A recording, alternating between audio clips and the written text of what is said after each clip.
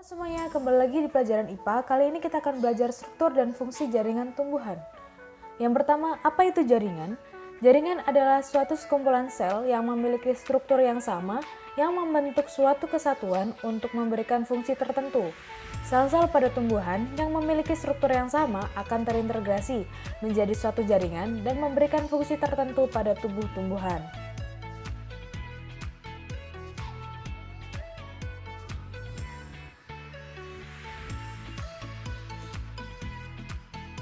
Jenis jaringan pada tumbuhan berdasarkan aktivitas pembelahan sel penyusun jaringan selama masa pertumbuhan dan perkembangan dibagi menjadi dua, yaitu jaringan meristem atau jaringan embrional dan jaringan permanen atau jaringan dewasa.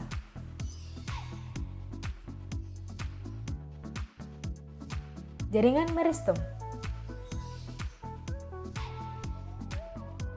Jaringan meristem atau jaringan embrional adalah jaringan yang sel-selnya aktif membelah secara mitosis.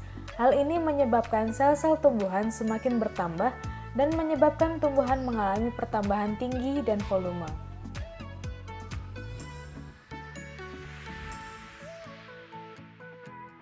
Jaringan meristem dibagi dua, yaitu jaringan meristem primer dan sekunder.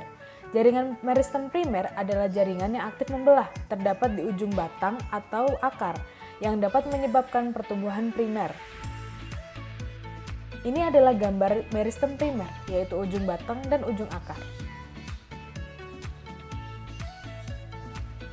Jaringan meristem sekunder berasal dari sel-sel dewasa yang berubah sifatnya menjadi meristematik kembali atau aktif membelah kembali. Contohnya, kambium pembuluh, kambium vaskuler, dan kambium gabus. Aktivitas kambium ini menyebabkan tumbuhan menjadi pertumbuhan sekunder hingga batang menjadi besar. Ini adalah gambar kambium gabus dan kambium vaskuler. Yang kedua, jaringan dewasa. Jaringan dewasa bersifat non-meristematik atau tidak aktif membelah. Jaringan ini berasal dari pembelahan sel-sel meristem primer dan sekunder yang telah mengalami diferensiasi atau mengalami perubahan bentuk sehingga memiliki fungsi tertentu. Ada 4 jaringan dewasa, yaitu jaringan pelindung, jaringan dasar, jaringan penyokong, dan jaringan pengangkut. Jaringan pelindung terdapat di seluruh permukaan tumbuhan, berfungsi melindungi tumbuhan dari pengaruh luar yang merugikan. Contohnya, jaringan epidermis yang dapat bermodifikasi menjadi stomata, sisik, trikoma, dan duri.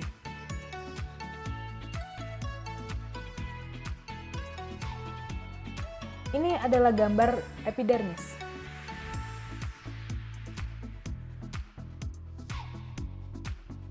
Yang kedua, jaringan dasar. Disebut juga jaringan pengisi, berperan penting dalam proses metabolisme tumbuhan. Contohnya adalah jaringan parenkim. Parenkim dapat berdiferensiasi menjadi cadangan makanan seperti pada buah. Pada daun, parenkim berdiferensiasi menjadi jaringan palisade dan jaringan bunga karang. Ini adalah jaringan dasar.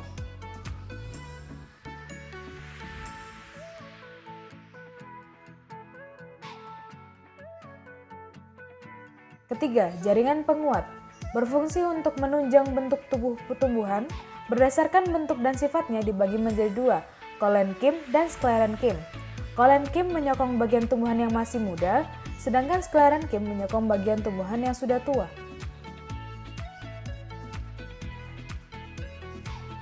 Ini adalah gambar sel kolenkim dan sklereid.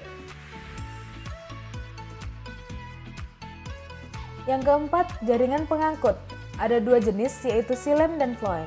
Xilem berfungsi mengangkut air dan zat-zat terlarut dari akar ke daun, sedangkan floem mengangkut hasil makanan fotosintesis dari daun ke seluruh bagian tanaman. Selamat belajar!